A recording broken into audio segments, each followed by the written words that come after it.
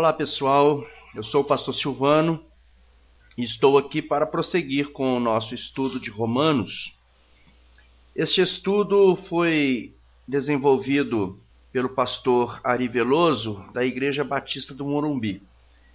E como eu fiz esse estudo com ele pela internet há uns 2 anos atrás, e eu revendo meus arquivos, encontrei esse estudo novamente e decidi trazer a público de uma forma gravada. E eu creio que esse estudo vai abençoar mais uma vez a minha vida e poderá também abençoar a vida de muitos que estiverem acompanhando. Então, nós tivemos a lição de número 4, foi a nossa lição anterior. Hoje nós entramos na lição de número 5 e estamos ainda no capítulo 1 de Romanos. Nós fizemos um esboço, traçamos um esboço de Romanos, um esboço geral.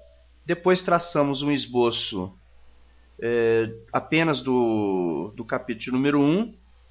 E dentro desse esboço do capítulo número 1 nós já vimos os 3 primeiros pontos.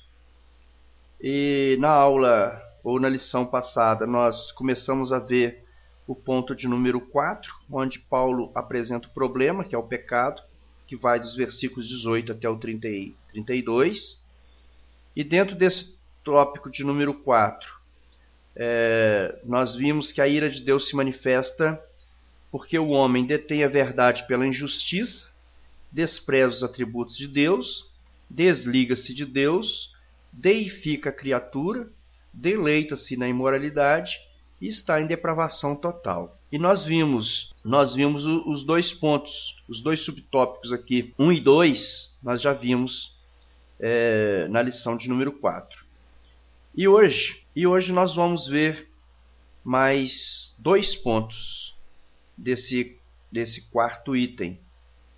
Nós vamos ver que a ira de Deus se manifesta porque o homem desliga-se de Deus e porque o homem deifica a criatura. Então nós estaremos observando esses 2 pontos. Então, se você já está preparado com a sua caneta, com o seu caderno para dar prosseguimento, ou se não vai anotar, que preste bastante atenção para que você possa absorver o máximo possível desse estudo. Então, vamos lá. Dos versículos 21 a 22, nós teremos então o seguinte assunto: desliga-se de Deus. E os versículos 21 e 22 diz assim para nós: porque tendo conhecido a Deus, não o glorificaram como Deus, nem lhe renderam graças, mas os seus pensamentos tornaram-se fúteis, e o coração insensato deles obscureceu-se. Dizendo-se sábios, tornaram-se loucos. Então, nesse versículo 21 e 22, nós precisamos entender 2 coisas, e que nós podemos formular aqui então uma pergunta: qual ou quais as 2 coisas que o homem deveria ter feito? Nesse texto, o que mostra que o homem deveria ter feito e ele não fez? O que ele poderia ter feito? Então, a resposta é muito simples: glorificar a Deus e render-lhe graça. O homem não glorificou a Deus e nem lhe rendeu graça. Então, quais seriam as consequências que se seguiriam na vida intelectual e espiritual do homem porque não rendeu graças e não glorificou a Deus? Aqui a palavra mostra para nós e diz assim: mas os seus pensamentos tornaram-se fúteis e o coração insensato deles obscureceu-se. Então o homem teve os seus pensamentos se transformaram ou tornaram-se fúteis e o coração deles ficou obscuro. Né? O que isto na realidade significa? O que significa isto na prática? Segundo a palavra, dizendo-se sábios, tornaram-se loucos, ou acreditam que são sábios, mas não são. Vivem, na realidade, achando que têm todo o conhecimento, que são capazes de qualquer coisa, mas na realidade eles não passam de loucos, né? E nós podemos observar que o homem demonstra isso no dia a dia, vivendo dissolutamente, vivendo longe de Deus, tendo a sua vida pautada na ciência. Eles exploram a ciência como se fosse o mais importante para eles. Eles não acreditam em Deus, eles acreditam na ciência. Veja bem que hoje nós temos a maneira que os intelectuais, os cientistas, interpretam a criação do mundo. Como é que eles interpretam a criação do mundo? Veja que, primeiro, eles entenderam ou acreditam na teoria do Big Bang, acreditam na teoria de Darwin, na teoria da evolução. E segundo o autor do Novo Testamento, comentário bíblico, Warren, ele diz o seguinte, abre aspas, os evolucionistas querem que creiamos que evoluímos de animais primitivos e ignorantes às criaturas maravilhosas que somos hoje. Paulo diz exatamente o contrário. No início, o homem era a criatura mais elevada de Deus. Todavia, ele fez de si mesmo um animal. Então é isso que os intelectuais acreditam, e é dessa forma que eles interpretam o mundo. Mas eu pergunto, onde está a verdadeira sabedoria? A verdadeira sabedoria está com os cientistas ou está com Deus? Nós podemos obter essa resposta lendo o livro de Jó, do capítulo 28, dos versículos 12 até o 28, que traz para nós uma resposta maravilhosa, que diz o seguinte, livro de Jó, capítulo 28, versículo 12, abre aspas, mas onde se achará a sabedoria? Onde habita o entendimento? O homem não lhe compreende o valor, não se pode encontrar na terra dos viventes. O abismo diz, não está em mim. O mar diz, ela não está comigo. Não pode ser comprada com o ouro fino, nem a peso de prata se trocará. Não pode ser comprada com o ouro fino de Ofir, nem com o precioso ônix, nem com a safira. Com ela não se pode comparar o ouro ou o cristal, nem pode ser trocada por joias de ouro. Não se fará menção do coral nem do cristal. O preço da sabedoria está além dos rubis. Não se lhe igualará o topázio da Etiópia, nem se pode comprar por ouro puro. De onde, pois, vem a sabedoria? Onde habita o entendimento? Está encoberta aos olhos de todo vivente, oculta até das aves do céu. A destruição e a morte dizem, ouvimos com os nossos ouvidos um rumor dela. Deus entende o seu caminho e sabe o seu lugar, pois ele vê as extremidades da terra e vê tudo o que há debaixo dos céus. Quando estabeleceu a força do vento e tomou a medida das águas, quando decretou uma lei para a chuva e um caminho para a tempestade, acompanhada de relâmpagos e trovões, então a viu e manifestou, confirmou-a e também atestou, e disse ao homem, o temor do Senhor é a sabedoria, e apartar-se do mal é o entendimento. Então, nós temos aqui no livro de Jó, e depois nós podemos observar lendo também o livro de Provérbios, que a verdadeira sabedoria está em Deus. Ou melhor, a verdadeira sabedoria está no temor do Senhor, está em termos temor do Senhor e apartar-nos do mal, nos afastarmos do mal, porque assim nós teremos um entendimento perfeito do nosso Deus. Teremos um entendimento perfeito de Deus. E o que nós vemos? Os homens praticando, os homens realizando. Nos dias de hoje é exatamente o contrário. Em vez deles se ligarem a Deus, eles estão se desligando de Deus. Porque tendo conhecido a Deus, não o glorificaram como Deus, nem lhe renderam graças, mas os seus pensamentos tornaram-se fúteis e o coração insensato deles obscureceu-se. Dizendo-se sábios, tornaram-se loucos. Vamos ver agora do versículo 23 ao 25, que deifica a criatura. Então, prosseguindo aí o versículo diz: e trocaram a glória do Deus imortal por imagens feitas segundo a semelhança do homem mortal, bem como de pássaros quadrúpedes e répteis. Por isso Deus os entregou à impureza sexual, segundo os desejos pecaminosos do seu coração, para a degradação do seu corpo entre si. Veja, meus irmãos, minhas irmãs, você que tem acompanhado o nosso estudo, né? Aqui a palavra diz: trocaram a verdade de Deus pela mentira e adoraram e serviram a coisas e seres criados em lugar do Criador, que é bendito para sempre. Amém. Então, segundo o texto, o que os homens fizeram? Os homens substituíram, trocaram a glória de Deus, trocaram isso por imagens, trocaram a verdade de Deus pela mentira, adoraram e serviram a coisas, a seres criados, a seres inanimados, em lugar do Criador.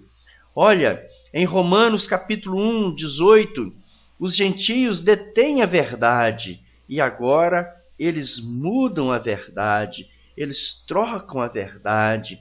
Quantas pessoas têm feito isso? Quantas pessoas têm trocado a verdade de Deus pela mentira de Satanás, pela mentira dos espíritos enganadores?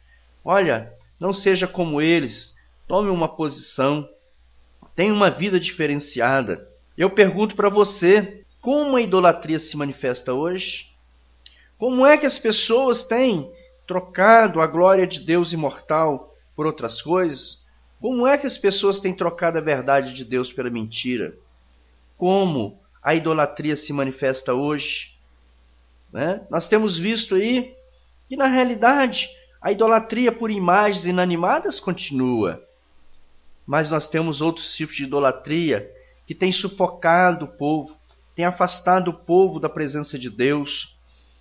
Nós temos aí pessoas que estão idolatrando cantores, idolatrando carros, idolatrando novelas, e por aí vai, a lista seria grande demais.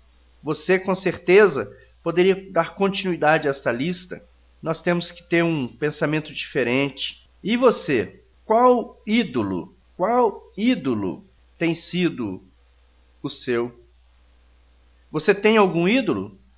Posição, dinheiro, cônjuge, filhos, ministérios? Tem gente que se apega tanto às coisas que a gente, quando fala em idolatria, tem muita gente que pensa que ser idólatra é apenas estar adorando imagens, é apenas estar se prostrando em imagens, mas não. Quantos estão idolatrando a sua posição social? Quantos não estão idolatrando o seu dinheiro? A esposa que idolatra o marido? O esposo que idolatra a esposa? A mãe que idolatra o filho? O pastor que idolatra o seu ministério? O pastor que idolatra a sua posição, seu status de pastor, ou de apóstolo, ou de bispo, ou disso ou daquilo?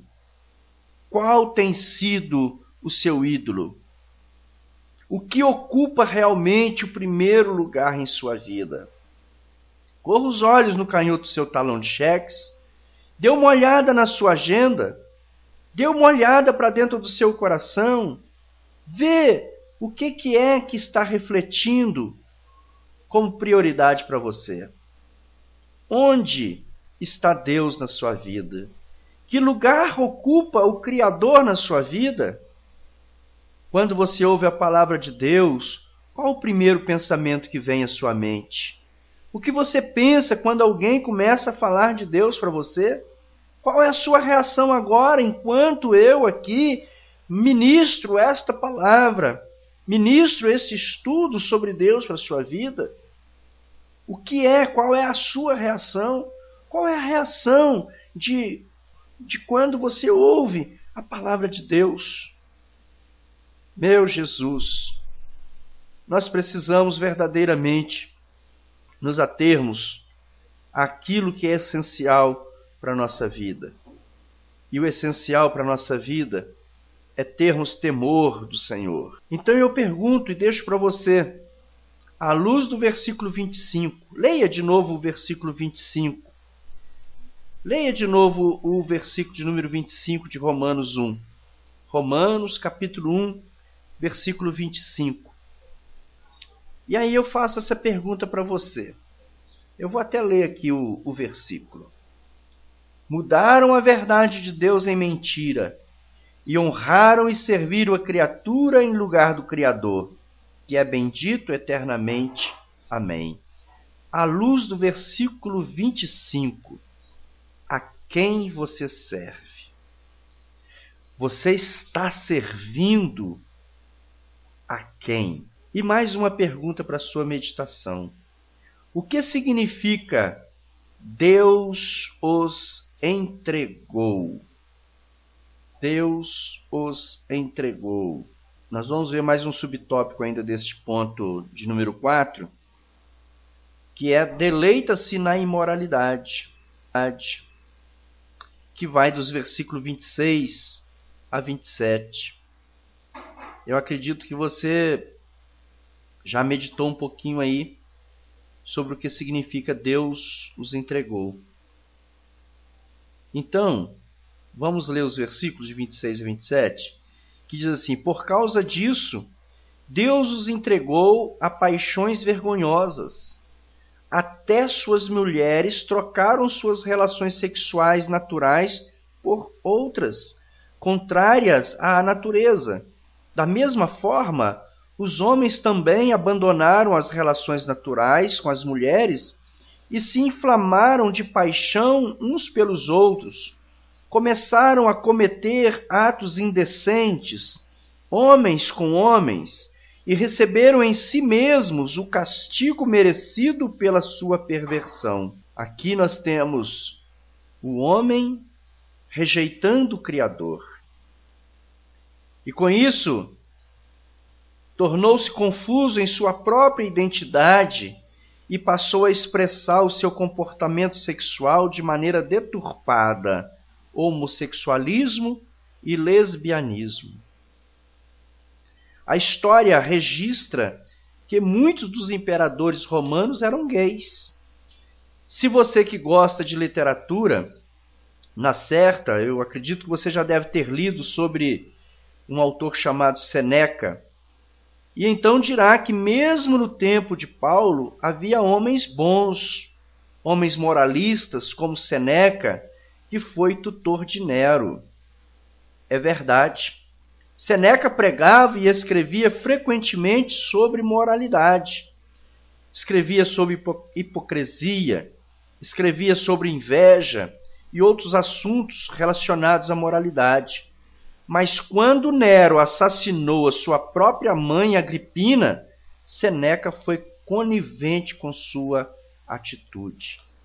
É isto que nós temos que ter uma preocupação hoje. Quantos estão se deleitando na imoralidade? Quantas pessoas têm pregado a moralidade, mas vivem na imoralidade? Ou são coniventes com a imoralidade? E aqui a palavra é muito forte, porque a palavra ela diz assim: por causa disso, Deus os entregou a paixões vergonhosas. E aqui nós podemos entender, então, que Deus deixa de lado essas pessoas que estão envolvidas na imoralidade. É como se Deus abandonasse, é como se Deus desistisse deles. Essa é a relação da ira do Senhor. Lá nós encontramos no versículo 18 de Romanos 1. Do céu se manifesta a ira de Deus sobre toda a impiedade e injustiça dos homens que detêm a verdade pela injustiça. Deus desiste desta pessoa que está se deleitando na imoralidade. Deus está abandonando essas pessoas à sua própria sorte. Então, cabe aqui uma pergunta, ou melhor, duas. Você tem uma vida sexual de acordo com os padrões divinos? Você tem uma vida moral de acordo com os padrões de Deus? A sua maneira de agir tem em vista glorificar a Deus, agradar seu marido, esposa, ou fascinar os homens, ou fascinar as mulheres? Eu vou repetir. Você tem uma vida sexual de acordo com os padrões divinos? Você tem uma vida moral de acordo com os padrões de Deus? A sua maneira de agir tem em vista glorificar a Deus? O que você tem feito, a sua maneira de amar, a sua maneira de viver ao lado da sua esposa, do seu esposo, dos seus filhos, tem agradado a Deus? O seu relacionamento sexual, você poderia dizer que é agradável a Deus? Ou você tem agradado apenas ao seu esposo? Ou você tem agradado apenas ao seu marido? Ou você tem agradado apenas à sua esposa? Ou você tem apenas tentado deslumbrar, fascinar os homens e as mulheres? Pense nisso e leia também e medite sobre 1 Tessalonicenses capítulo 4, versículos de 1 a 12. Eu gostaria que você meditasse sobre esse texto. E eu vou ficando por aqui nessa lição de hoje, nesse estudo de Romanos, a nossa lição de número 5. E semana que vem nós voltamos com a continuação desse esboço de Romanos 1, no ponto de número 4. E nós então estaremos terminando o esboço de Romanos capítulo 1, assim eu espero, né? Para a gente passar para o capítulo de número 2. E olha, mais uma vez eu faço o pedido. Por favor, é importante que você leia agora, principalmente agora que você já teve essa noção, essa nova visão de Romanos. Principalmente aqui que nós já descortinamos praticamente todo o capítulo de número 1, onde nós estamos abordando sobre o pecado, né? O gentio peca. Então é importante que você leia de novo todo o capítulo número 1, todo o capítulo número 2, todo o capítulo número 3, porque quanto mais você lê, mais você começa a enxergar, né, todas essas verdades, tudo isso que nós temos aqui estudado juntos. Ok? Forte abraço, Deus abençoe e até a nossa próxima lição, se Deus quiser.